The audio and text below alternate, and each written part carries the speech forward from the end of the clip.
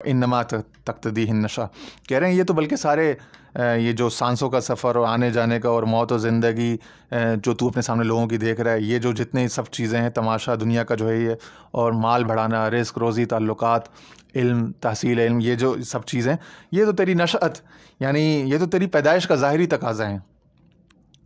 یہ تو کرنا ہی کرنا ہے، یہ تو انیویٹیبل ہے. یعنی شیخ کہہ رہے ہیں یہ انیویٹیبل ہے. اور یہاں پہ چونکہ شیخ اکبر جو ہے وہ شیخ اکبر ہیں، تو وہ جملہ شیوخ کے بھی شیخ ہیں نا، پیران پیر ہیں وہ. ایک پیران پیر معروف معنی میں ایک غوث العظم دستگیر محبوب سبحانی ہے، اور ایک ان کے فیض سے ان کے معنوی فرزند شیخ اکبر ہیں، جو عرفانی علوم کو کی ترسیل پر، اس کی ترزیق پر اللہ اور اس کے رسول و غوث پاک کی برکات سے، فیوضات سے ہی مأمور ہیں، مأمور من اللہ ہیں. تو وہ یہاں پہ چونکہ وہ صرف مربوب کی اور صرف یعنی کہ جو مرید ہے اس کی تربیت نہیں فرما رہے، سالک کی، وہ جو مرشد ہے اور جو مربی ہے اس کی بھی ساتھ ساتھ تربیت فرما رہے ہیں نا. شیخ کو دونوں رولز دیے گئے، ٹھیک ہے نا. تو شیخ کے ہاں شاگردوں کے ساتھ ساتھ اساتذہ کی بھی تربیت کا اہتمام ہے. تو یہاں یہ ان کی توجہ اس طرف دلائی جا رہی، اساتذہ اور مربیین اور مرشدین کی طرف، کہ تمہارے جو مرید آئیں گے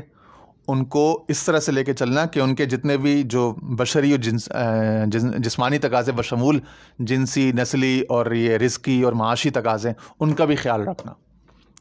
ان کو بھی بحسن خوبی جو ہے ان سے بھی عہدہ برا ہونے کی بھرپور اہتمام کرنا، ساتھ ساتھ یہ کہ عرفانی اور روحانی اسفار کے. نسأل اللہ جمیل العاقبہ والعافیہ، کہہ رہے ہیں اس موقع پر ہم پھر اللہ سے ہی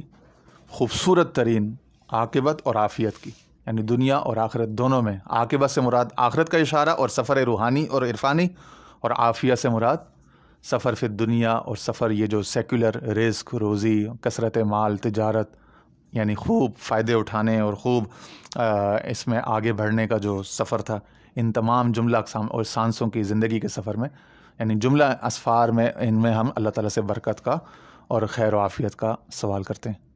وآخر دعوانا ان الحمد للہ رب العالمین.